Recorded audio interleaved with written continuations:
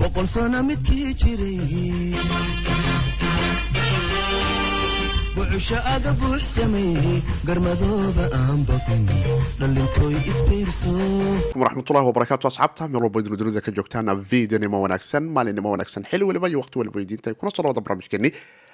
arrimaha kriptada aan ku falaqayn jirnay afartii saac mar ayaanu hawada ku kulannaa qodobada caawa ama maanta aan ku soo qaadan doona dunideena kripto waxaa ka mid ah exchange-ga weyn ee Binance.com ayaa dirishada ka turtay isjiidka iyo isqabqabsiga fahamka dhinaca markay noqoto hantida kaydka kambanigu uu haayo iyo hantida dadka shacabka ee exchange-ga ay geysteen waxayna sheegeen in hantidoodu hal to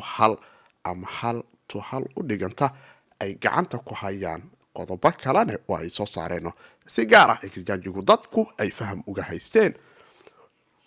Security Commission exchange-ga wadanka Brazil ama hay'adda sharci garayso waxa sida online-ka ama kala duwanaanshaha waxyaabaha digital-ka lagu tarangareeyo wadanka Brazil oo dhammaan bangiyada iyo hay'adaha kala duwan ee dhinaca maalgashiga wadanka Brazil u ogolaatay Bitcoin iyo crypto inay maalgasho karaan laakiin shuruuda Brazil ay ku xirtay maxay tahay bangiyada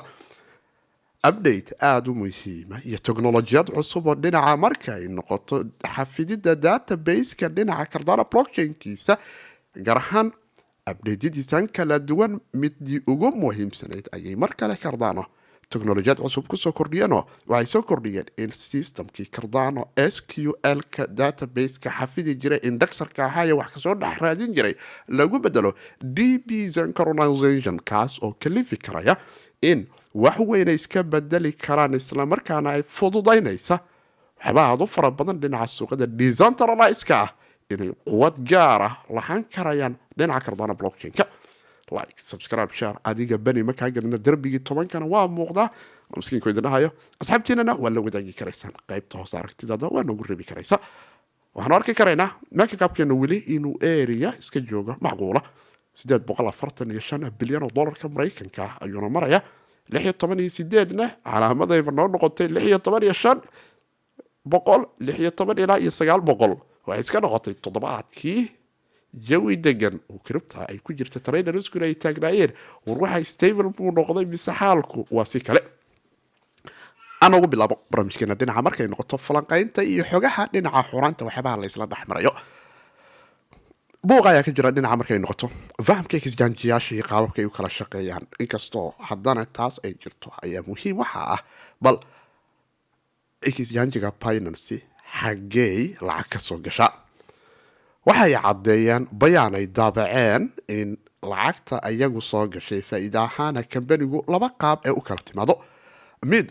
waa kambani waxaa jira la yiraahdo Binance Lab oo isagu boqolaal kambani ama ku dhaad 200 kambani oo kala duwan ayaa maal gashta waana kambani ka madax bannaan dhinaca Binance.com-ka faa'iido ayaana kambaniga guud ee Binance la yiraahdo ka soo gasha tan labaad ee soo gasha faa'iido waxay ku tilmaameen in uu yahay lacagta ay ka qaadaan V-ga dadka traderska lacagaha ay isdhaafsanayaan sarifka suuqa qiimaha yar ay saarteen taas ayana faa'iido kale waa laba qayb ayaanu faa'iido u helnaa oo asad anaga gaar noo ah ayay taagan yihiin Binance tan macaamiishana iyagaaba wuxuu isdhaafsanayo qof walbana waxay noo dhiibatay ayadoo kii ay noo dhiibataa ayaanu haynaa midkiisii oo kala ah marka taas marka laga soo tago waxay soo kordhiyeen oo ay sheegeen su'aal waxa jirta ahayd maadaama ay dhaheen Binance.com iyagu naftigoodu hada hal to hal ayaan hantidiina idinku ku haynaa hadda doontaan waa qaadan kartaan hadda doontaan waad ku haysan kartaa platformka annaga labadan goobood oo kala duwan ayay lacagtu annaga company ahaan naga soo gashaa laakiin su'aal ayaa timid oo ah waxa fiican markay noqoto in la yiraahdo kambaniyada waaweyn ee dunida in waxoodu ay noqdaan transparency waxaan dunida galbeedka laga yiraahdo ama wax cayimano waxa waaye cad oo la wada og yahay waxay ku soo gabagabaysmatay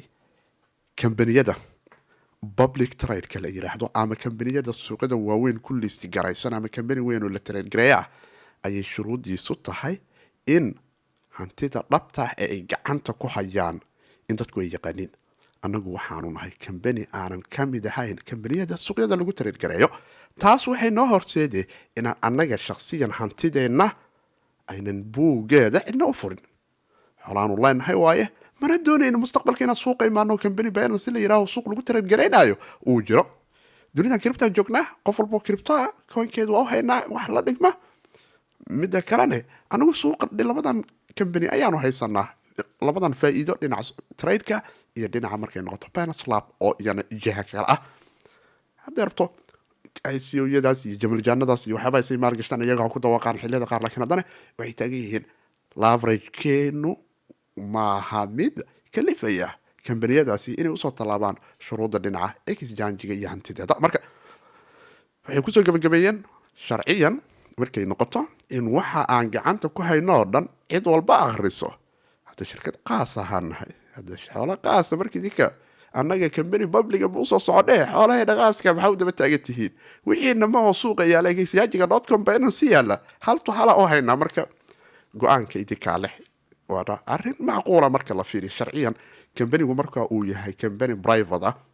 oo uusan ahayn company si public suuqyada ama si guud oo dadku ay wada arkayaan suuqyada lagu tareergarayo hay'adaha sharciyadu iyagu laftigoodu ay ku adkaysan karayaan waan arki karayna waxa laga yaabaa inay dhahaano xilliyo kale meel kale laga soo galo waxa waaye waxa far badan ayaa qeybaha dambe dhinaca suuqayadan ama kambaniyada dhaqaalaha la dhaqma iska badbadala marka hadda xaalku heerkaas ayuu u joogaa buuqii qaybta dhinaca Binance muddo toddobaadkan xirmaya in iminka soo afjarmi doono ana aragna toddobaadka soo socdo iyo mawjadaha cusub ee dhinaca Binance dib mar kale dunida galbeedka uga soo saarto haddaan ka soo tagno arrintaasi Brazil waxaa maanta hay-adoodan Security Exchange Commission oo iyagu ah waxyaabahan online-ka ama suuqyada kala duwan ee wax lagu tareergareeyay iyagu sharciyada siiya bangiyadana kaalin weyn ka saacida in waxyaabahaasi ay la dhaqmaan dhinaca dhaqaale ahaan markay noqoto ayaa taariikhda markii ugu horreysay markaa waxay taagan yihiin Brazil ahaan bangiyada iyo hay-adaha wax maal gashta groupkii Warren Buffett bangigiisii iyo gruubyo kale aad u fara badan ololahoodii guuluhu noqdo waa tan sharciyad keentay saktigii Brazil tiraahdo lugtiinu waa furan tahay hal shuruud coinanka aad gadanaysid ee cryptada walletkiina waa inay ku jirtaa hadhow exchange hebel ay taale waa haaday waa qolo hebel hacker ku samaysay idinka ka masuula walletdiina ku haysta coinankiina bangiyadiina private kambaniyadiinu maamula hantidiina inta kalene suuqaas u joogtiin waxa waaye umada la simantiin hadii suuqeeda dardaro iyo haduu idin soo dardari waayo faa'iidii khasaara labadaba laakiin xoolihiina maamusha bangiyaaley iyo kambaniyada hedge fundada ee dadku xumaalgeliya waana arrin aad wanaagsan oo noqonaysa kulliba hadii la yiri war wixii gacanta ku dhigay coinankiini oo suuqyada uga soo tignaa dheera Coinbase uga soo tignaa Coinbase la yiraahdo subax hadaba bankruptcy xareysan hadda ma ka wado ay xareysan ama buuqa ka jiro laakiin hadii la yiraahdo Coinbase ama Binance uga soo tignaa lagu kala tagay هذا رير برازيل ما حاس لقيني مركو حوالي انه ما لها سنه جيرني اريد حافظ انه ضحايا وسوق هذا سوعليه انا اعرف نسك في عن ابديت ادو مهمه bulshada dhinaca suuqa DeFi ama suuqyada decentralized ka la kala lahayn dhinaca dunida Cardano ayaa maanta si aad waxay ugu faraxsanayeen isbedel aad u weyn oo dhinaca teknolojiyad cusub ah oo anfici karaysa wax weyn ka bedelaysa kaalin weyn ka qaadan karta isbaarka Zika waa ZD Spark company la dhaho ayaa inta badan ay soo alifay code cusub oo kalifi karaya in qaabka xogta looga soo baaro gudaha blockchain-ka Cardano marka ay noqoto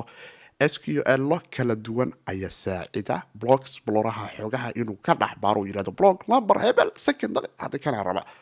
buugla kala furo loo soo tuuro liira jawaabta tan waraaga qabo SQL kaasi xiliyada qaar kambaniyada Microsoft software badan waa ay isticmaalaan maadadan dhinaca markay noqoto SQL ka la yiraahdo oo wax lagu diiwaan geliyo kaydkan hayso waa armaajooyinka darbiyada camal wax la soo saaray camal waaye marka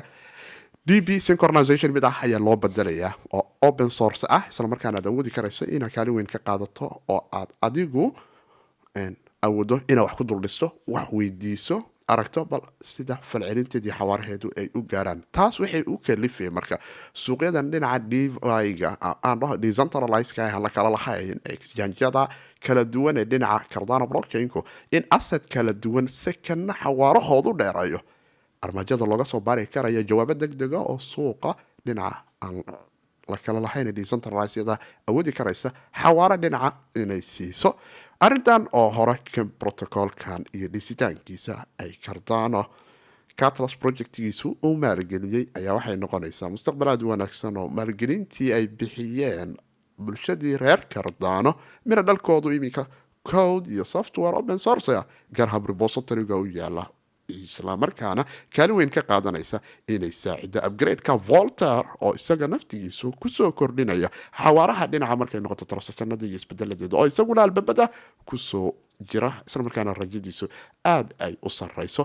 Voltaire markaanu kasoo tagno iyaga naftigoodu Hadera iyo Mithril ayaa ka mid ahaan doona softwarada ugu waaweyn iyo update-yada muhiimka ah ee jidka dhinaca Cardano blockchain-ka kusoo jira kuwaasoo saacidi karaya in blockchain-ku noqdo mid aad u weyn daaqiyadiisa xawaar ahaantiisuna ay sarreyso saddexduba oo projectiya iminka GitHub repository ama xarunta page-ka lagu soo daabaco codadka oo publicana ah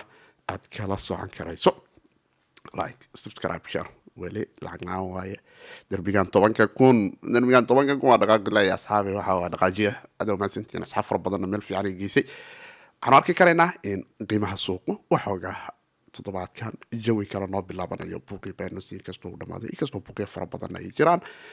weeraradii community-ga dhinaca reer crypto dhinaca Wall Street-na iska soo gabagabeeyay aan arkino bal weeraradooda gabagabadoodu goobaha oo qaban doono Bitcoin xagee bay noqon karaysaa oo weli cabsideedu ay taagan tahay balse hadda xaalku waa iska degan yahay waxaana macquul ah in ilaa iyo 16,200 eriyadeeda aanu toddobaadiyada soo socda oo dhinaca dunida Christmasku ay bilaaban karayso dabaaldega ciidaha dhinaca markay noqoto dunidani galbeedka ama kaneen madhabta masiixiyadda aaminsan kastoo ay ku dhaqminbo haddana xoogaa laga dareemi karayo in suuqu hoos u dhac iyo dima dhacleen yar ay ku jirto oo aan aad u weynayn kadib isu soo noqoshada January aanu aragna bal mawjadaha wanaagsan ee suuqa ka dilaaci karaya kuwaasoo dhinacyo aad u badanba nala qaban karaya inta barnaamijkeenan crypto ku kulmi doono saaxiibkii siidkooda dhahaya hawd waaya crypto hawdkana ma wanaagsan lagu fogaado boqol sano midkii jiray buuxsha aga buuxsameeyey garmadooba aan baqin dhalintooy isbiirso ballanteenu